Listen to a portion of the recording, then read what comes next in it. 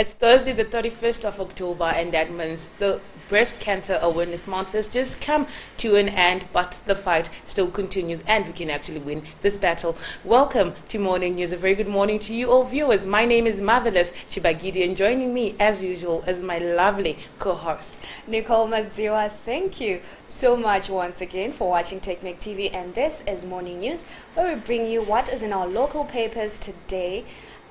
So from the headlines, I'll quickly give this back to you, Mave. From the Newsday, we have ED Chamisa in fresh fight. And from the Herald, new notes stimulate excitement. Still on the Herald, big boost for re-engagement. From the Daily News, government on collision course with USA. Zim welcomes cash injections is the last headline from the Daily News. So now for the news in detail, we'll go first to the Newsday. ED Chamisa in fresh fight. President Emmerson Mnangagwa and opposition leader Nelson Chamisa has shifted their rivalry to the constitutional front after the ZANU-PF leader moved to remove a clause on the presidential running mates set to kick in 2023. The MDC said the move by Mnangagwa's cabinet to amend the constitution to scrap the running mates clause was a step backwards and would be resisted by the country's opposition. So our two leaders, the one from the main opposition party in the country and the president, as they're still fighting, like their fighting never stops. But that amendment, the opposition is against that amendment, hoping we'll only see the developments of that issue as we continue with the year. Moving on to the Herald. The headline reads, new knots stimulate excitement. Tuesday's announcement that new notes will be fed into the market in the next 2 weeks has excited retailers who trade exclusively in cash and pushed the parallel market rate for foreign currency marginally down as traders adopted a wait-and-see approach. Black market forex rates tumbled to $1 as to 20 from $1 as to 23 as people were hesitant to part ways with their money. The Reserve Bank of Zimbabwe RBZ Governor Dr. John Mangunja on Tuesday indicated that he will be issuing new $5 notes and $2 coins to cushion citizens who are being flizzed off their hard-earned cash by unscrupulous retailers who charge premiums on other forms of payment other than cash. I love the headline. Right? New notes stimulate excitement. But people are also scared to use their money, but they are super Yeah, excited. like I mentioned yesterday, there's always this resistance. Because this is not the first time we're getting new currency or new notes and coins. There's always this resistance the very first few weeks when this money is rolled out to the customers. Because one doesn't know. I'm sure there might even be a slight of a shake-up with the guys by the street corner who are changing the money, because you can't be giving them the new $5 notes and trying to get US dollars for them. And maybe even if they'll sell to you. You'll sell to them, and they'll willingly accept your US dollar, and then they'll gladly give you the $5 notes and the $2 coin. But I still feel there's going to be some sort of resistance from the ordinary Zimbabwean. Of course. So if you're in Zimbabwe and you're watching, please tell us if this news is exciting to you, the reintroduction of the new currency, or you still feel a little bit skeptical about the new currency that we're going to be having.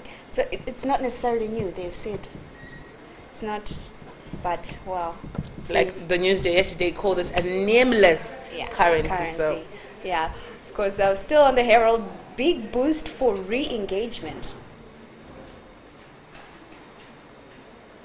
And the story reads, government's drive to bolster ties with other nations and international organizations received a boost yesterday when 10 diplomats presented their credentials to President Mnangagwa at State House and pledged to improve economic relations with Zimbabwe. The nine national ambassadors, the 10th was from the United Nations, stressed their desire to work more closely with Zimbabwe, both in economic affairs and in other areas, although business ties tended to take the limelight amongst almost all.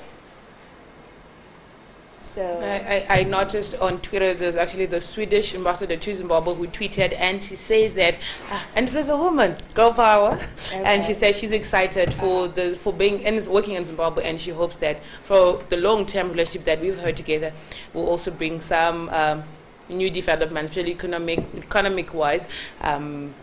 During her tenure as the ambassador. Moving on to the Daily News, government on collision course with USA as Harare attacks on Washington, Trump's Zim envoy.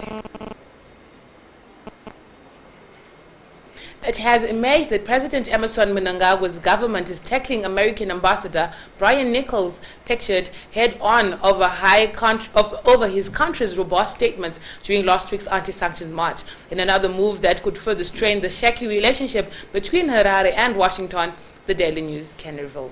This comes as Mnangagwa and his lieutenants are still smarting from last week's embarrassment of the poorly attended march in Harare, which they had hoped would draw massive crowds to ramp up pressure on President Donald Trump government to scrap the long-standing punitive measures. And, well, before we talk about everything else, I love Brian's accent, hey? it is. You remember the show that we watched with the show when he was talking to Trevor Ngwe, and he was mentioning, like he was giving statistics, and I'm sure he was also trying to clarify a few things regarding the sanctions and the blacklist, which has sanctions against certain individuals. But don't we get tired of this whole he said, she said, and the drift it's causing, you know? Yeah. Like he said, she said, she said. Washington says this, Harare says this. Washington says this, Harare reacts. Harare says this, Washington reacts. It's just, I don't know. It's like two bullies who trying to fight, and the other one just can't back down of a fight. Because if you walk away from a fight, the next person doesn't have anybody to fight with. Exactly. Yeah, but anyway, it's a story for another day. So the vicious circle continues. Sadly. Unfortunately. Okay, still on the same paper, Zim welcomes cash injections. And the story there reads, amid the country's worsening economic situation and its acute cash shortages, both consumers and business have welcomed the Reserve Bank of Zimbabwe's move to introduce new notes and coins, the Daily News reports. This comes as there are also fears that without taming Zimbabwe's soaring inflation and the resurgent power of foreign currency market, the new measures will likely fail, as had happened previously. It also comes after RBZ Governor John Mangujiga announced on Tuesday that the central bank would soon introduce new bank notes and coins to ease the availability of cash in the country and to stem the unscrupulous individuals that are charging premiums. So, there you have it.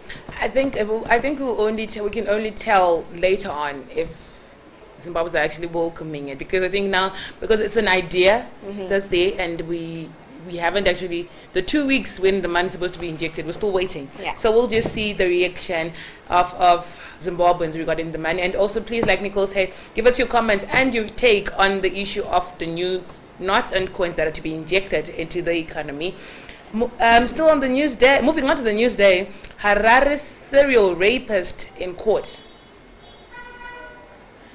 A 35-year-old man who went on a raping spree in parts of Harare yesterday appeared in court charged with robbing and raping 3 women after allegedly luring them into nearby maize fields. The suspect, Farai Denga, who is of no fixed abode, was not asked to plead when he appeared before Magistrate Bianca Makwande, who remanded him in custody to November 4, 2019 for possible trial. It is the state's contention that sometime in February this year, Denga came across his first victim, a 21-year-old woman who was selling bananas along Willowville Road, and pretended that he wanted to buy the fruit for his colleagues.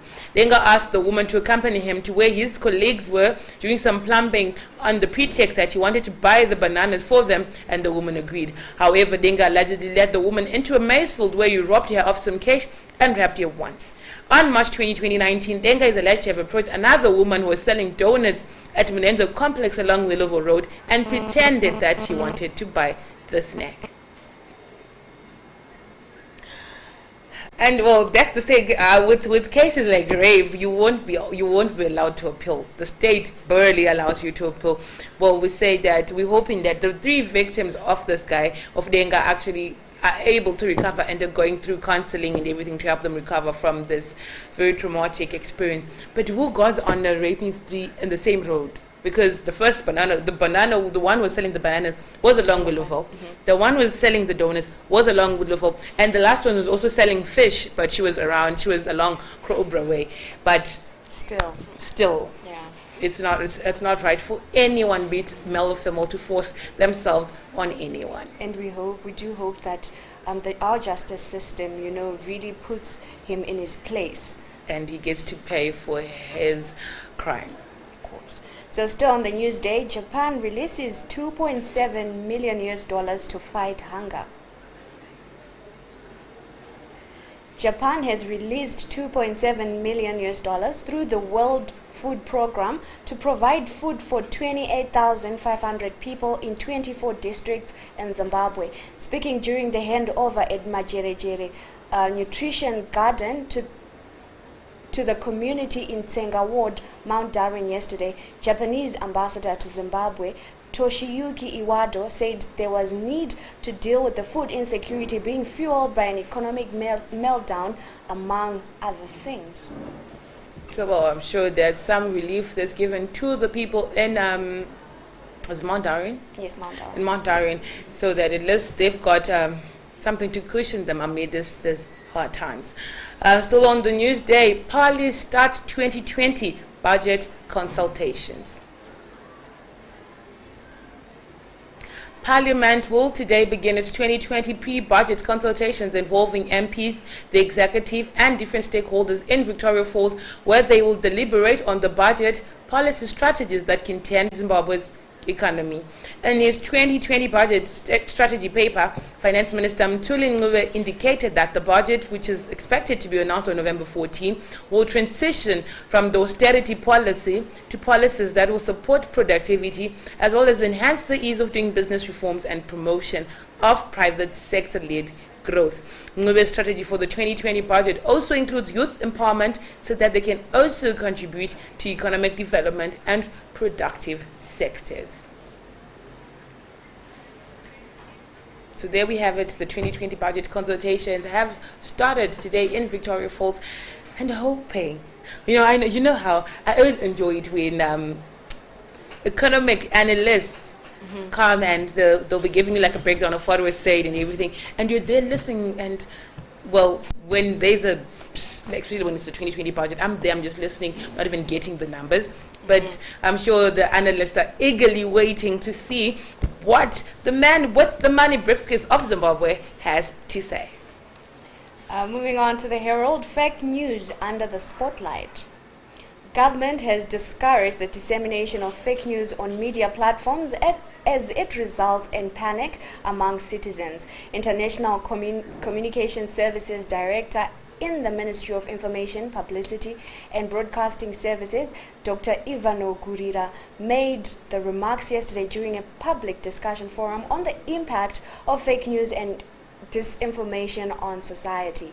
And the event was organized by Perch Media and had panelists comprising Dr. Gurira, Mr. Chris Chinaka from Zimfact, Ms. Colli Majama, a media consultant, and Ms. Deborah Katswe from Katswe Sisterhood.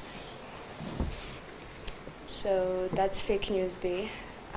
And it does cause a panic. It does. I have no idea how many times some of these ministers and presidents and vice presidents have died. And celebrities. And Oja Praiser has died a couple of times. Yeah.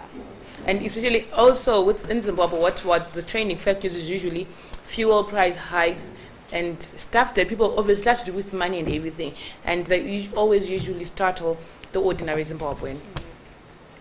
Call to differentiate hemp from banje. This is running from the Herald. The industrial hemp being grown in Zimbabwe has vast differences with marijuana in that it is a low content of the intoxicating substances and can be used for medicinal purposes, an official has said. Zimbabwe Industrial Hemp Trust founder and chief executive officer Dr. Zorodzai Maroveke said at workshop to boost hemp production yesterday that there was confusion as people treated industrial hemp and marijuana as the same. And I quote, "The difference is that industrial hemp is a version of cannabis which is very low content of tetrahydrocannabinol, THC, which is the psychoactive content, while marijuana has got highest levels," she said. Marijuana is more controlled because it has mind-altering properties and it is classified under drugs, she said again. So, I see the people from our technical crew have got something to say regarding this. But well, there is a workshop and they're trying to differentiate the two between marijuana and industrial hemp. Cabinet approves merger of 3 oil firms. That's another story running in the Herald. And the story reads, Cabinet has approved the merger of 3 oil companies, Petrotrade, Genesis Energy, and CMED's retail division to enhance their value ahead of negotiations with prospective partners. This was said by Information, Publicity and Broadcasting Services Minister Monica Mchangwa while addressing journalists after Tuesday's cabinet meeting. So I'm pretty sure that 3 of those firms are going to merge soon. Yeah. And from the Herald Business, RBZ to stabilize interbank market. Pardon me. The Reserve Bank of Zimbabwe intends to participate on the interbank market through injecting more liquidity to curb pressures on the local currency and enhance efficient allocation of foreign currency. Governor Dr. John Mangunjga has said only banks are allowed to participate in all dealings in interbank market operations. The central bank floated the exchange rate in February this year to allow importers and exporters to trade the interim RTGS currency and other foreign currencies. Prior to the launch of the foreign currency market, the exchange rate between the US dollar and the surrogate bond notes introduced in December 2016 to partly ease cash shortages was fixed at 1:1. So RBZ is to stabilize the interbank market. Hopefully it works. Yeah. It's more of explaining actually how this new currency is going to work. It's going to be working. So I'm still on the Herald. SA unveils rescue plan for Eskom. South Africa unveiled its long-awaited plan to save the debt-stricken state power utility, including exposing it to greater competition, lowering fuel costs and increasing renewable energy output. A policy paper released by Public Enterprise Minister Pravin Gordhan on Tuesday envisions Eskom's relinquishing its almost century-old near monopoly of the electricity industry.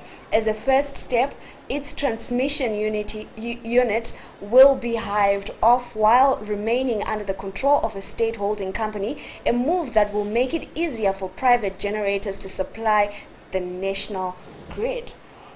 So just in case you thought it's only ZESA and it's only Zimbabwean parastatals which have date issues, but even Eskom in South Africa has date issues. Has debt issues. Has debt issues. Date issues. So you can Taiwan has also increased its broadband tariff, so you can go to their Twitter pages and the social media or their website to check their reviewed tariffs regarding their broadband. So we'll move on to the next story. From the Daily News, we have thieves target cars and fuel queues. Cases of cars being stolen at service stations around the country are on the increase, the police have said. National Police spokesperson Paul Nyati yesterday warned the public to be alert as car thieves were on the prowl. Police in Chinhoyi arrested Alson Chimusimbe, 25, after he was captured on CCTV selling a vehicle at one of the farming town service stations on October 25. And I quote, "The accused was identified leading to his arrest at Chinhoyi main rank, and the motor vehicle was recovered near Unyani River. The incident took place on October 25 at about 1700 hours. The complainant parked his Toyota Ipsum at the service station and left the keys and the ignition while trying to buy some fuel using a jerry can. The accused then stole the vehicle," Nyati said. However, when the car was recovered, $600 that it was in the car was missing. The police also reported a similar incident at a Harare service station between Simon Muzende Street and Speak Avenue at around 8:50 p.m. on October 28, and this time it was a Toyota Vitz. So, well, there you have it. So, warning to all motorists that thieves are now targeting the cars that are in fuel queues because they know sometimes you might have left your car and maybe to grab something or to shake if the queue is actually moving. Exactly. So which means that it's actually a bad idea to leave your car. Make sure that someone is actually in the car. Yeah. To leave your car. Or at least you lock it and make sure that you don't leave the keys Exactly. on ignition. Because so please stay safe when you're in the fuel queues. Alright, so moving on. Cleric challenges churches to join anti-sanctions lobby. A pro-ZANU-PF cleric, Obadiah Musindo, pictured, has called for the church to join anti-sanctions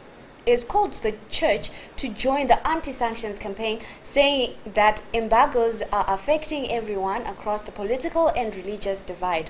Musindo, who is the founder of a socio-development organization, Destiny for Africa Network, yesterday told the Daily News that church leaders had a biblical mandate to unanimously call for the removal of the United States and the Western imposed sanctions for the benefit of the poor who are the hardest hit. And I quote, "Sanctions do not choose whether you're ZANU-PF, MDC, Methodist or Anglican, as they are hitting everybody, and it is the followers of these churches who are around 80 to 90% of those affected," Musindo said. So the cleric want to join the anti-sanctions march also. Nurses divided over strike was still on the Daily News.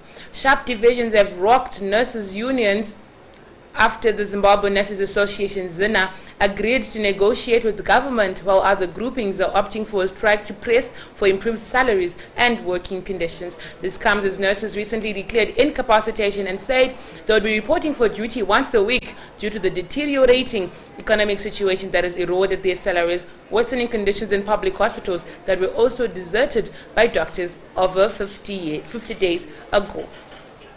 So now the nurses, the ZINA is saying they want to negotiate, they want to go to the negotiating table with the government, but other groups are saying, no, we need increased salaries and better working conditions as we are incapacitated and can only be at work once a week. So you can imagine the impact, the effect that those moves and developments have on our public health sector, which was already bad. Yeah. Doctors have more than 50 days without going to work. And now the nurses are saying they can only be there once a week. Which is just equally as bad.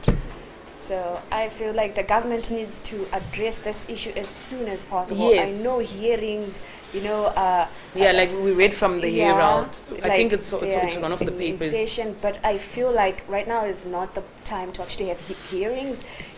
What's disciplinary ones? Exactly. Rather, I think it's better for them to be on the negotiating table. Exactly. And say what they are offering, what their plan is, and the doctors and the nurses also say have their grievances heard. Then I think that's a way forward to bring back our health sector and make sure that people do not because die. I think and also treated in what's our making hospitals. it ridiculous for the doctors and the nurses to say, you know what, no, we're not going to go back to work, is how the government is giving them an increase, but an increase that doesn't really make a difference. Yeah.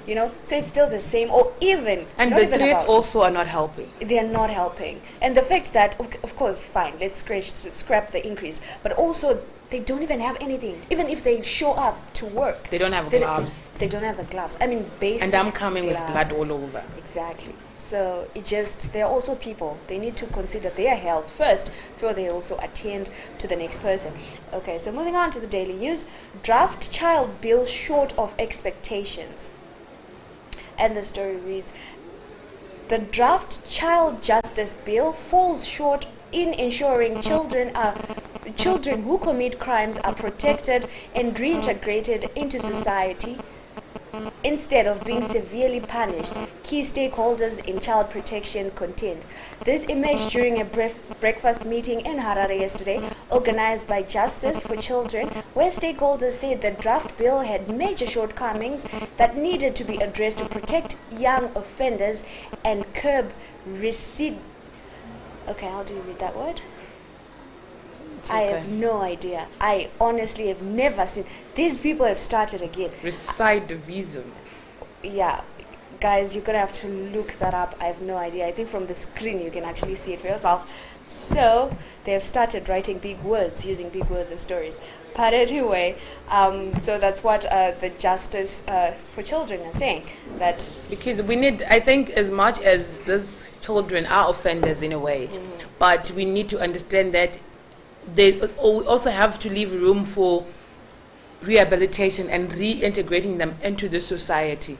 We don't want to bring back someone back into the society when now they have and I don't even care attitude. Yeah. We would rather bring someone who's rehabilitated and willing to fix and actually make a difference in the society. Yeah, and sometimes we do have offenders that actually want, to fix, but it's us as society that, feel some type of way towards them, like, we imbafa, sorry.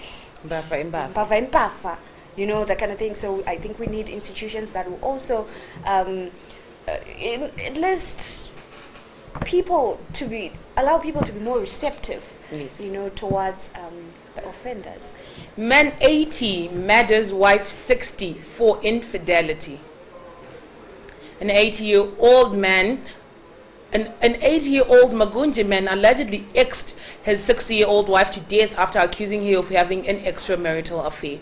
National Police spokesperson Paul Nyati yesterday said the murder was part of a worrying trend of increasing crimes of passion. In Magunje, a male adult, aged 80, killed his wife 60 with an ex, accusing her of having an extramarital affair. The victim was discovered lying in a pool of blood in the kitchen by relatives on October 26, 2019 at around 0600 hours, Nyati said. Nyati said the police were also concerned by the increasing apparent loss of respect of human life. How do you know? And there's also in the story, there's also a story of the same day that this lady from Agunji was found. There's also a story of a man in Borodal who was killed by two persons who suspected him of having an affair with one of the men's wife. Okay. But how does it get to a point where you murder someone because of infidelity? You know how men are with their ego, they think it's fine and I'm the only one. If I can't have you, no one can. No one can. But look where it will then land you in prison. Well, may the deceased rest in peace and may their families be comforted to the loss. But we need crimes of passion are really on the increase. That is according to the police spokesperson Nyati, and I think something needs to be done. There's always a better way. You can leave than to murder someone. Anything else, Nicole?